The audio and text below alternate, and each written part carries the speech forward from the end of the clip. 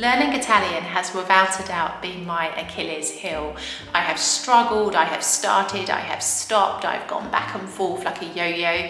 If you remember in the early days of my channel, I recorded a vlog series talking about my inability to learn the language, and then more recently I've posted videos talking about just how difficult it can be living here, not being able to communicate. So one thing that I didn't realise though until recently is that I haven't been taking my own advice. I teach English here in Italy, and part of that process involves me advising students on how best to learn the language, except I haven't been applying that very same advice to my own language learning experience. And I really believe this is where I've been going wrong. So in this video, I'm going to share with you the 7 tips that I would give you if you are planning to learn a language, whether that be English or Italian or another language of your choice. And these are the very same tips that I have started to adopt into my life, and it has helped me to make some really good progress. So I actually think this could be the breakthrough moment that I have been waiting for. Tip number 1, and it is to prioritize your language learning. Sounds really obvious, but if you don't make time for something, it is never going to happen. This has been my biggest mistake, if I'm really honest. I've said verbally, yes, I want to learn Italian, I've bought the books, I've bought the courses, but I've never made the time to study. And so if I don't dedicate time towards it, I'm not magically going to learn the language, let's be honest. So the very first thing you need to do, the fundamental thing you need to do before you go out and buy a book, before you go out and commit to an online course, is to physically commit yourself mentally to prioritizing language learning into your everyday life. This is the first step, and it's fundamental. If you don't do this, it doesn't matter what follows next, you will not learn the language. It's as simple as that. Tip number 2 is to habit stack. Now, this is a piece of advice that I took from the rather incredible book, Atomic Habits by James Clear. This, without a doubt, has been one of the most profound books that I've ever read. And trust me, I have read a lot of books in my time. So what this essentially means is that you attach the new habit of learning a language to an existing habit that you already have in your life.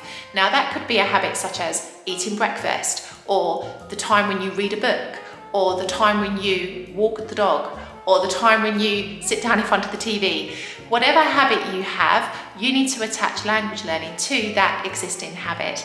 In doing so, it creates a framework, which means you are more likely to commit to your new habit of learning Italian or English, or insert whatever other language here, if you already have something that goes with it, rather than trying to create dedicated time independently to do this. It's much easier for us to form a new habit if we are already adding it to something that is already an integral part of our lives. Tip number 3 is to keep your language learning short and sweet. Now, this may go against traditional methods of language learning where people say, you should study for 30 minutes, 1 hour every single day. But the reality is, A, we just don't have those attention spans anymore. Thanks to TikTok and various other social media platforms, our attention spans are a lot shorter. And so if you have to study something for 1 hour continuously, at some point in that, your mind is going to drift off to something else and you're not going to be as engaged. Secondly, who has 1 hour every single day to study? Like, let's be honest, if you are working, if you have other responsibilities, you are less likely to have as much free time as, I don't know, an older person who's retired or a younger person, for example. So essentially, you need to be practical with the time that you have. And it's better to keep it short and sweet, because you're more likely to complete your language learning if you know, for example, that you're just going to be studying for 15 minutes every single day minimum. It doesn't sound a lot, but what we're going to talk about next will show you just how powerful 15 minutes can be.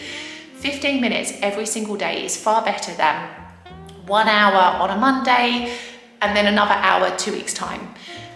You need to be what tip number 4 is about to tell you in order to make real progress with learning a language. Tip number 4, consistency is king. You need to be consistent to make progress. If you add up the fact that you're going to be habit stacking, you're going to be attaching language learning to an existing habit that you have in your life, you're going to keep your language learning short and sweet, 15 minutes, not 1 hour, and you're going to do that every single day, you are going to make real progress over the course of a week, a month, 6 months, a year. more so than if you sporadically trying to find 1 hour of study time here, 1 hour of study time there.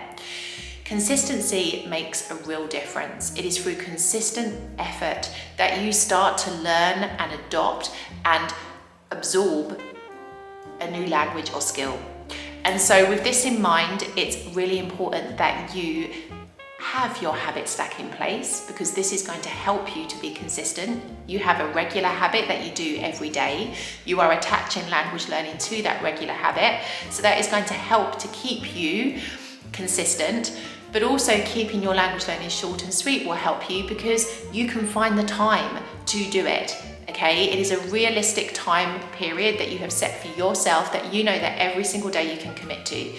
Those two things alone will help to aid your consistency, and your consistency will eventually help to aid your progress. I have to be honest, I have started this process, and this week alone I have consistently stuck to Italian more so than I have in nearly 5 years. Like, this is powerful stuff, and we don't talk about this enough. We prefer to think of study as being very long periods of time alone with a book, but it doesn't have to be that way. Like, short and sweet and consistent moments attached to an existing habit are the absolute secret sauce to learning a language, as far as I'm concerned.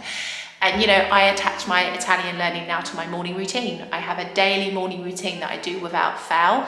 As soon as I have done all my usual activities in that routine, I do 15 minutes of Italian. And this has without a doubt helped me to be consistent and to retain the longest form of consistency that I've had when it comes to learning Italian in this whole time. Tip number 5 is to vary your learning. You want to focus on the key aspects of a language, which is essentially reading, writing, listening, and speaking. But you want to mix up your learning. So for me personally, I have a course that I'm using every single day for the 15 minutes that I purchased last year in like a Black Friday sale. And it's really good to teach me the grammar fundamentals. And I'm using those 15 minutes every day to focus on that course. But then if I have a bit of spare time in my day, I'm also watching a video on YouTube. YouTube is a fantastic resource. You know you are on YouTube now, but it's a great resource to help you to learn a language. Not only can you find dedicated Italian teachers with channels on YouTube who have different videos that you can listen to that can help, but also you can search for a topic that you are really interested in, and I guarantee that you will find a video about it in the language that you are learning. And there are a couple of things you can do once you find that video. You can reduce the playback speed to 0.75. This is fantastic, especially if people who naturally speak their language talk quite quickly. It can be very difficult to follow along and to read the subtitles at the same time. But if you slow the playback speed to 0.75, generally that is the best speed that you want to be at. Any slower and the people start to sound robotic. But also you can add subtitles. I'm a big believer in subtitles. A lot of my students will say, but is it okay if I have subtitles in a video? Yes, it is, especially at the beginning. You need something to guide you, to associate the sound with a word, to start to engage you, okay? Of course, at the point where you're just reading, that's the point where you need to perhaps change the language of the subtitles or essentially do away with them altogether. But in the very early stages, they can be like a prop to help you to become used to another language. And it's just a great resource. YouTube is great, and if you choose a topic that you're interested in, you're more likely to be engaged, you're more likely to learn vocabulary that could benefit you in your chosen passion. And I just think it's a really underutilized tool when it comes to learning a language.